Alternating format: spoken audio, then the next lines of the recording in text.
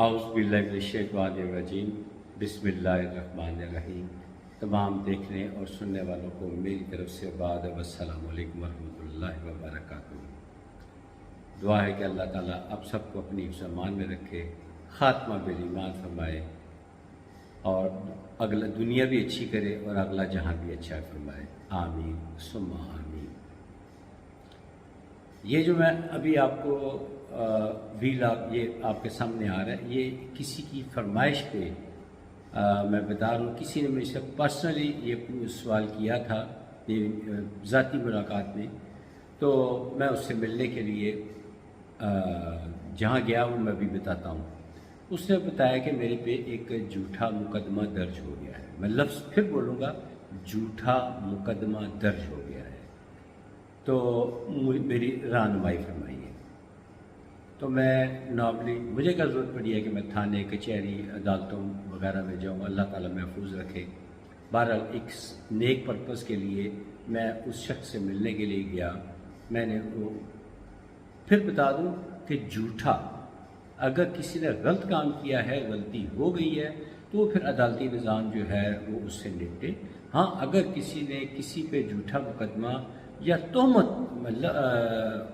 पर्चा मुकदमा ये कलर के साथ मैं एक और लफ्ज़ ऐड कर देता हूँ, तोहमत लग जाए, तो वो फिर एक आयत है उसका नोट कर लें और रोकना नहीं, लोगों को भी बताइएगा। चाहे ये वीडियो शेयर करें, वीडियो नहीं शेयर कर सकते तो वो आयत मुबारक जो है वो ज़रूर शेयर करें। ये सूरह यूनुस आयत नंबर 86, सूरह यूनुस आयत नंबर 86, ये पारा नंबर 11 में है। जब हज़रत यूनुस अलैहिस्सलाम मछली के पेट में थे तब आपने ये दुआ पढ़ी थी और फिर आपको वहाँ से रिहाई मिली थी।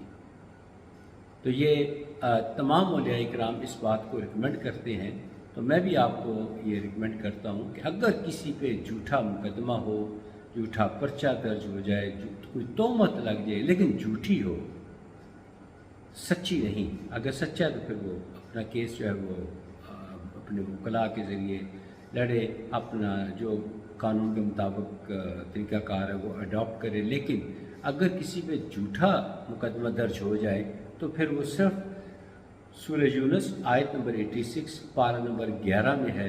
इसको याद करके इसका विर्द करें, इंशाअल्लाह ताला अल्लाह के फजल से वो सुरखरू होकर बाहर आएगा। देखिए, मैं आपको अच्छी अच्छी बातें आपके साथ शेयर करता हूँ और इस बात की ऑफ़र भी करता हूँ कि स्क्रीन पर जो नंबर डिस्प्ले हो रहा है इस पर आप कॉल करके मेरे साथ बात भी कर सकते हैं। तो मैं आपसे दुआओं का तलबगार हूँ।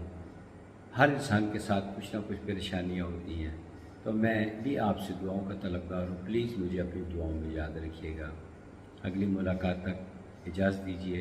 खुदा हाफिज़। अस्सलामु अलैकुम वरहमतुल्लाहि वबरकातुहू।